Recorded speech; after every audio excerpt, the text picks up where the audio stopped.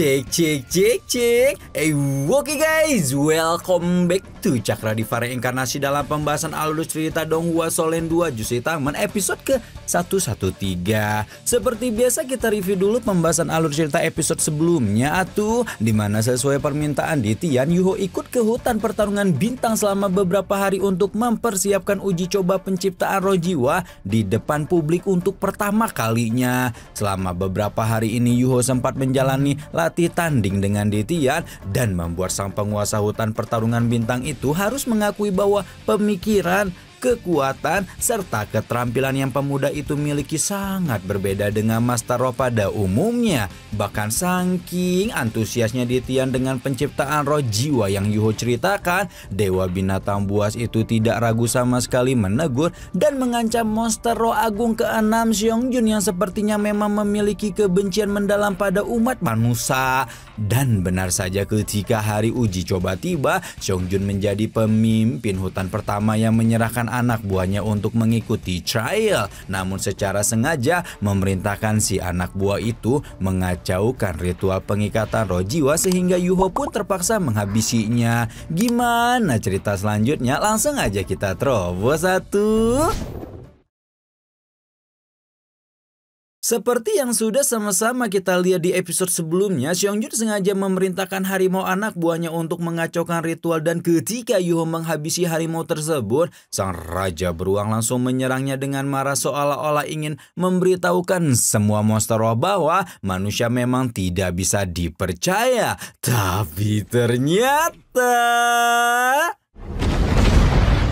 Tapi ternyata sebelum Seongjun berhasil menyentuh Yuho, Ditian sudah lebih dulu muncul dan memblokir serangan rekannya, bahkan membuat monster roh agung peringkat ke-6 itu terhempas dengan begitu kejam. Seongjun jelas menjadi tidak terima melihat Ditian malah melindungi manusia, padahal sudah jelas-jelas bocil FF1 itu telah membunuh anggota hutan pertarungan bintang mereka. Sayangnya tidak seperti halnya monster roh lain yang mudah digiring opininya oleh Seongjun, padahal Ditian tahu jelas bahwa Raja Beruang itu memang sengaja mengacaukan ritual, dan hal itu juga mengartikan bahwa Seongjun telah membangkang pada perintahnya.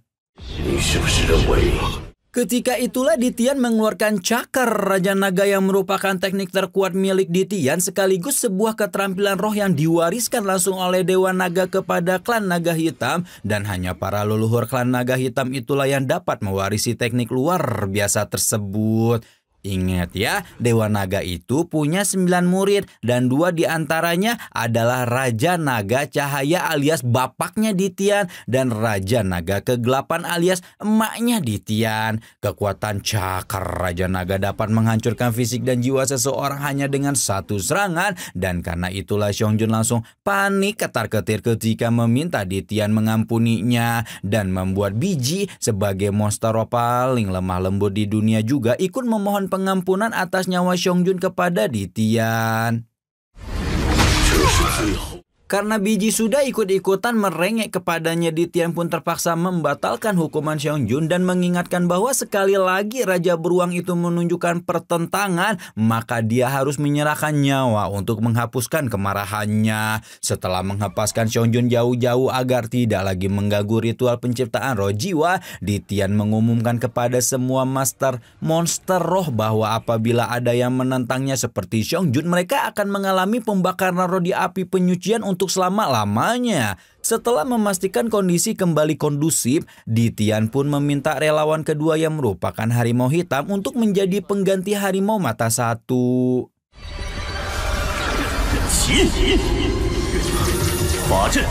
Karena kelancaran proses uji coba sudah dijamin oleh Ditian, Yuho pun sekali lagi membentuk formasi pengikatan roh jiwa dan menyatukan harimau hitam cakar raksasa dengan calon tuan jiwanya Dai Huabin. Yuho melakukan ritual roh abadi sesuai dengan apa yang diajarkan oleh Abah Yelai Kesi dan mengeluarkan satu persatu senjata peramal kegelapan miliknya sebagai atribut untuk menyelesaikan ritual. Secara perlahan jiwa harimau hitam cakar raksasa dikeluarkan dari tubuhnya dan mulai menyatu dengan tubuh Dai Huabin hingga membuat tuan muda Kadipaten Harimau Putih itu merasa kekuatan aneh mulai meletus dari dalam tubuhnya tepat ketika ritual berakhir dan tubuh harimau hitam terjatuh tanpa nyawa. Monster-monster roh di hutan pertarungan bintang langsung memasang ekspresi terkejut ketika harimau hitam cakar raksasa jatuh begitu saja di atas tanah tanpa kehidupan. Tidak terkecuali para monster roh agung yang jelas saja tidak siap melihat nyawa rekan mereka dicabut begitu saja atas dasar sukarela. Raungan kemarahan mulai menyebar ke seluruh hutan ketika menyaksikan kejadian mengerikan itu. Namun sebelum kemarahan monster roh semakin menjadi-jadi, aura familiar menguar dari dalam tubuh Dai Huabin, dan tepat setelah itu roh jiwa harimau hitam cakar raksasa menyembul keluar dari tubuh murid Akademi Shrek tersebut sebelum menari serentak dengan harimau putih yang merupakan roh pelindung aslinya. Kegembiraan memenuhi wajah rombongan Akademi Shrek, begitu pula wajah para monster roh yang sebelumnya tampak marah setelah melihat bahwa uji coba yang Yuho lakukan tanpa diduga memang bukanlah omong kosong belaka. Ditian juga dengan gamblang memuji Yuho yang telah menciptakan sejarah baru, seolah tidak bisa menyembunyikan rasa senang melihat monster roh yang hampir kehilangan nyawa sekarang bisa hidup dalam wujud baru dengan kondisi primanya. Yuho juga bersyukur bisa menyelesaikan uji coba dengan lancar sebelum mempersilahkan relawan lain yang telah datang untuk melaksanakan ritual roh jiwa yang sama.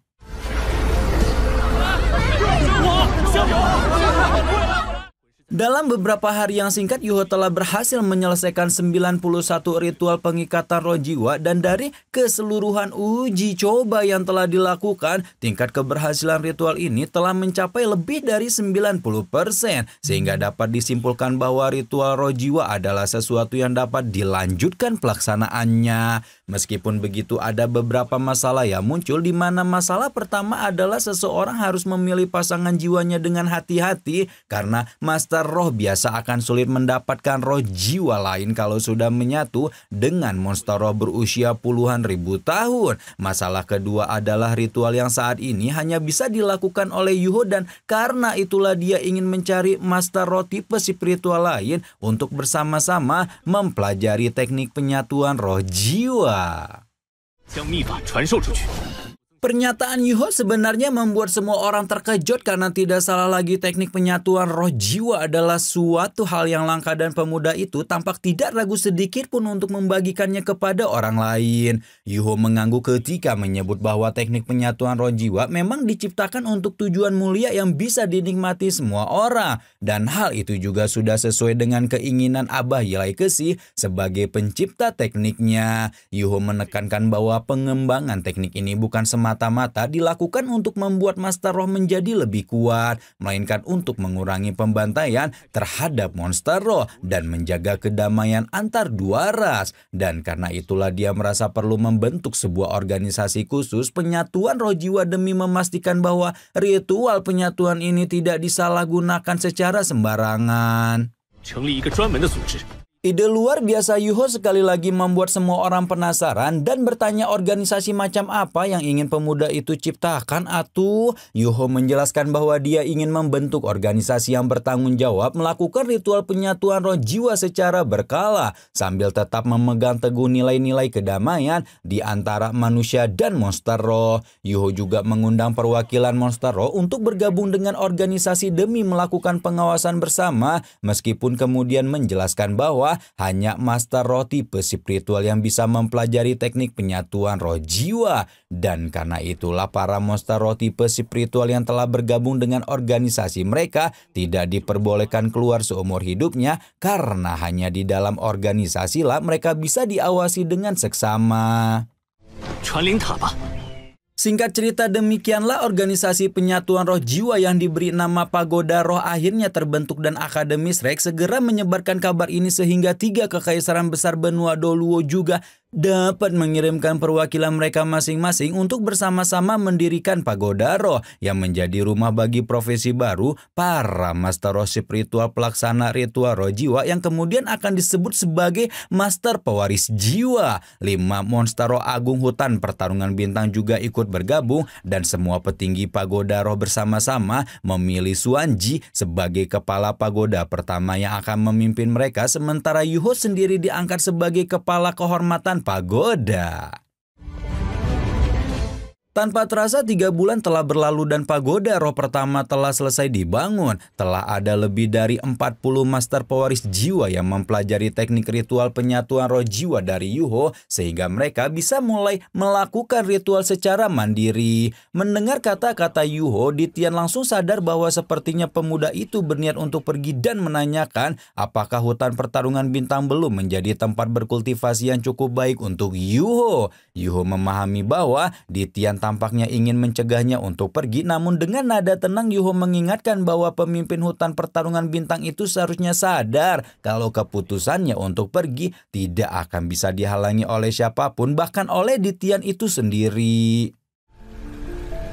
Yuho mulai menyebut-nyebut posisinya di dunia Master Roh, kecepatan kultivasinya yang luar biasa, bahkan tentang kekuatan takdir yang auto membuat Ditian hanya bisa menghela napas pasrah melihat betapa keteguhan hati Yuho sangatlah kuat sampai bisa mendebatnya tanpa rasa takut seperti ini. Ditian juga sadar kalau dia memang tidak bisa mencegah Yuho pergi, dan karena itulah dia hanya bisa mengungkapkan permintaan agar pemuda itu kembali setelah semua urusannya selesai. Hanya dengan Yuho kembali itu semua sudah cukup, dan Ditian akan membiarkan pemuda itu tinggal dimanapun dia mau, entah itu di Akademi Shrek, di Pagoda Roh, maupun hutan pertarungan bintang yang selalu terbuka untuknya.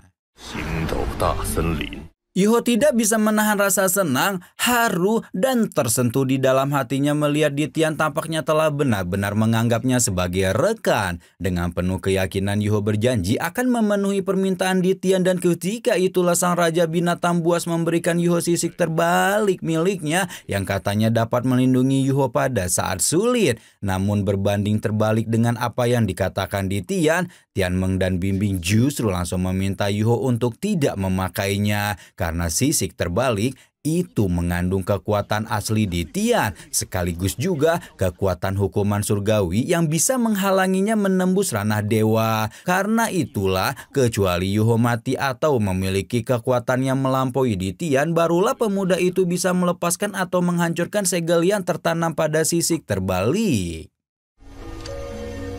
Namun yang mengejutkan, Yuho justru memakai sisik terbalik itu bahkan setelah Tianmeng dan Bimbing memperingatkan tentang betapa besar bahaya yang ada di baliknya. Meski demikian, Yuho meyakinkan kedua roh jiwanya bahwa dia akan berlatih sekuat tenaga sampai dia memiliki kekuatan yang bisa menandingi Ditian, melepaskan diri dari sisik terbalik naga hitam, dan menggunakan kekuatannya sendiri untuk mencapai keilahian dengan merebut tahta dewa. Tianmeng dan Bimbing hanya bisa melepaskan senyuman pasrah melihat tekad besar Yuho dan balik berjanji bahwa mereka akan melakukan segala hal yang mereka bisa untuk membantu pemuda itu untuk mencapai tujuannya.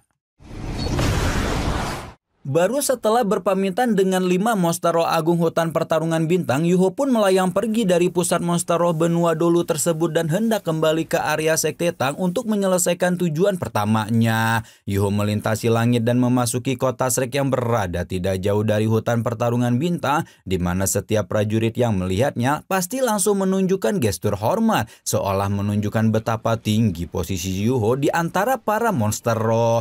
Yuho melewati hiruk-pikuk kota yang sedang sibuk melakukan pembangunan kembali hingga akhirnya sampai di Sekte Tang ketika meminta Bebe untuk pergi bersamanya. Mendengar perkataan Yuho, Bebe langsung tahu apa yang dimaksudkan oleh adik seperguruannya tersebut, dan tanpa banyak babi bu segera meminta Heseto untuk menggantikannya memimpin sekte karena dia harus pergi bersama Yuho dan meninggalkan sekte untuk selama-lamanya setengah bulan dari sekarang. Tempat yang dituju oleh Yuho dan Bebe adalah mata air es api yang dahulu sempat juga dikunjungi bersama dengan Wang Qiu'er dalam rangka mencari rumput merah patah hati. Berbeza dengan sebelumnya di mana Yuho mengalami hidup mati selama perjalanan, dengan kekuatannya sekarang Yuho bisa melewati hutan kabut dengan mudah dan akhirnya sampai di mata air es api secepat kilat. Ketika Yuho sampai di mata air es api, penunggu mata air alias Yoyu langsung menyambutnya dengan kebingungan sebelum akhirnya menghela napas pasrah ketika Yuho mengatakan bahwa dia telah lulus ujian dari Tangsan dan ingin menagih janji untuk membawa 7 jenis rumput abadi dari tempat ini. Yoyu ogah-ogahan bertanya rumput apa yang ingin Yuho ambil, dan ketika itulah Bebe mulai menjelaskan alasan kenapa mereka berdua akhirnya nekat pergi ke tempat berbahaya ini. Tujuan Bebe datang ke mata air es api tidak lain berhubungan dengan Tangya, di mana ketika berada di lembah cinta Qiankun, Bebe mendapat pencerahan dari Dewi Cinta bahwa ada 2 rumput abadi yang bisa menyelamatkan kekasihnya. Yang pertama adalah Yoyu itu sendiri, dan Bebe meminta bantuan Yoyu untuk mencari 1 rumput abadi lain yang dia butuhkan. Dian, alhamdulillah uji coba penyatuan roh jiwa yang dilakukan Yuho lancar jaya nih, dan sekarang hutan pertarungan bintang tidak lagi menyalakan genderang permusuhan dengan Akademi Shrek. Nah, terus apakah Bebe bisa menemukan rumput abadi yang dia butuhkan untuk menyadarkan Tang? Ya atuh, apakah ketua sekte Tang itu benar-benar keluar dari lingkaran Master Roh Jahat? Dan kira-kira apa nih yang bakal Yuho lakukan setelah membantu Bebe menyadarkan Tang ya? Nantikan terus pembahasannya hanya di Cakra Diva Reinkarnasi ya. Rama di sini pamit dulu. Sampai ketemu besok di BTTH. Oke? Bye-bye.